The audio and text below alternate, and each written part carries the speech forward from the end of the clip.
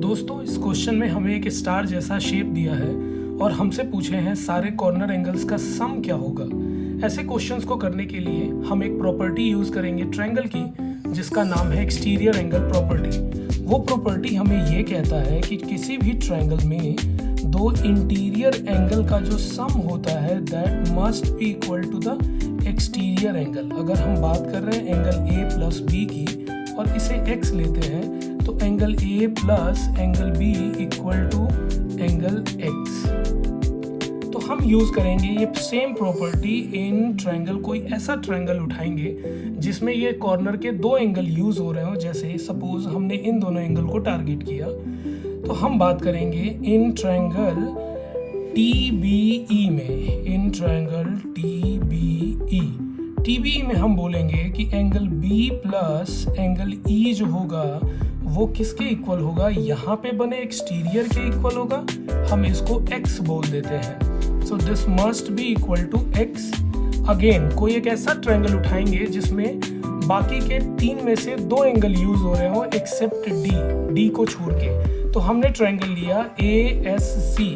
हम बोलेंगे in triangle ASC। अब ASC में कौन से दो एंगल बन रहे हैं हमारे कॉर्नर के, वो बन रहे हैं angle A plus angle C।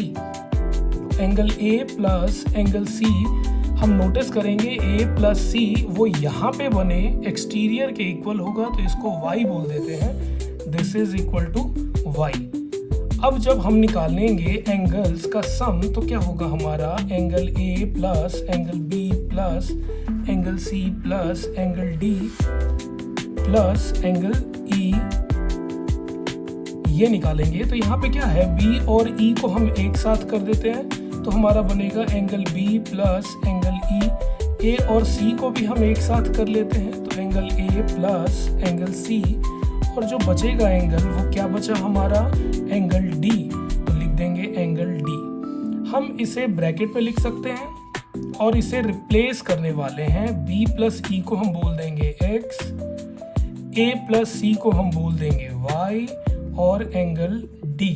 हम नोटिस करेंगे ये तीनों एंगल किसी ट्रायंगल के तीन एंगल के इक्वल है। और angle sum property of triangle हमें कहता है कि sum of three angles of any triangle must be equal to 180 by angle sum property. तो हम देखेंगे यहाँ पे जो हमारा एंगल्स का सम आया वो आया 180।